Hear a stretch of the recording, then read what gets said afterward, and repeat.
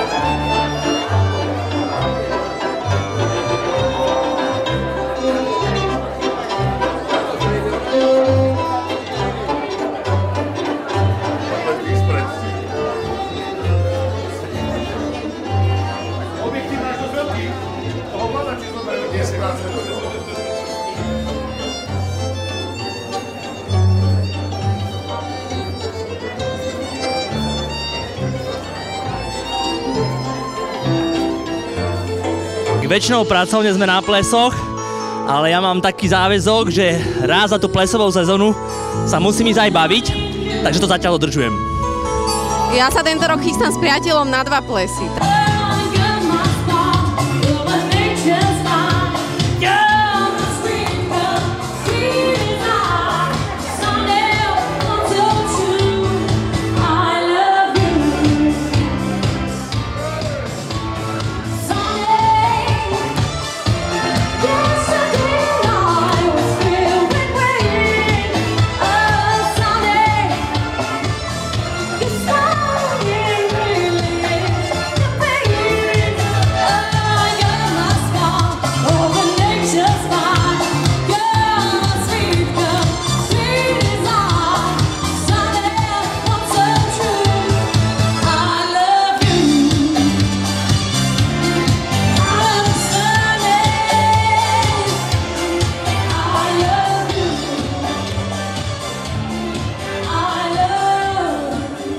Je výborná, ja som ju prvýkrát počul dneska, tak akože ucelene a naživo je úžasná.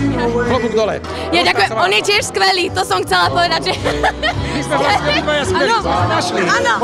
Počkajte, a vy ste pár?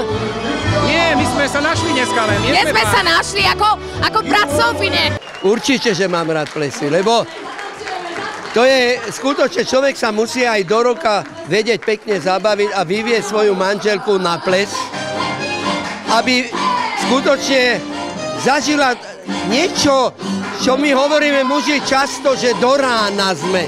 Tak na tomto plese budeme do rána.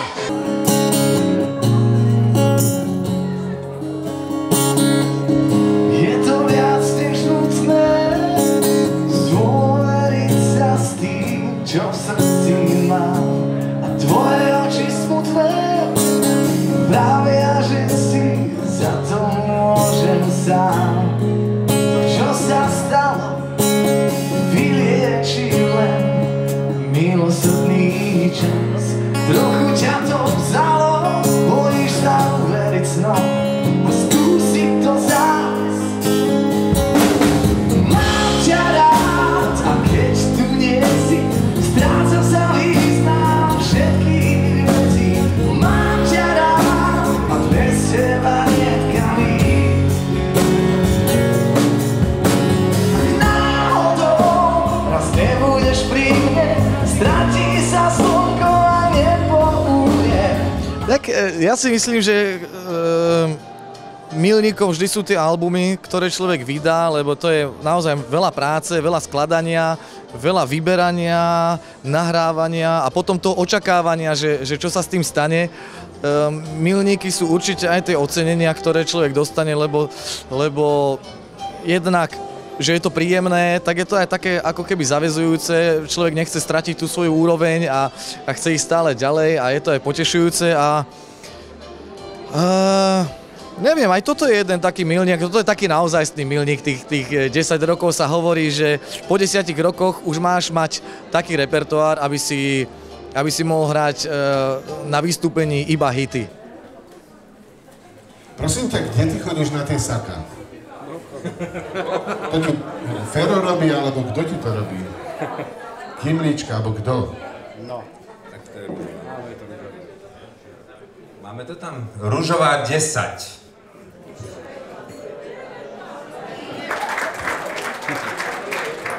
Dobre. Tak, gratulujem. Môžeme vystávať? Nech sa páči. Máte krásny Land Rover, môžete ho rozbiť, lebo je poistený. Áno?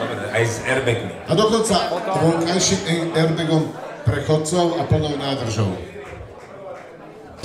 Žije tu na Slovensku strašne veľa chudobných ľudí. Je tu na veľká chudoba. Naozaj 600 000 ľudí tu žije na hranici biedy až biedy. 600 000 je absolútne dotknutých a ohrozených chudobou. A mne nebolo dopriaté. Ja sa naozaj mám veľmi dobre a skutočne musím povedať, že ten život si užívam tým priehrštím. Mám veľa detí, chodím na drahé dovolenky. Áno, to je všetko pravda. Ale človek by si mal uvedomiť, každý bohatý človek by si mal uvedomiť jednu vec, že mal by aspoň 10% z toho šťastia, ktoré má na tomto živote, lebo to je proste náhoda od Boha, že v tomto úseku si tu a ty budeš bohatý. Proste to... Samozrejme, treba sa pričiniť, ale je to nie podľa mňa dané aj zhora. A treba to do toho systému vrátiť. Mám pocit, že na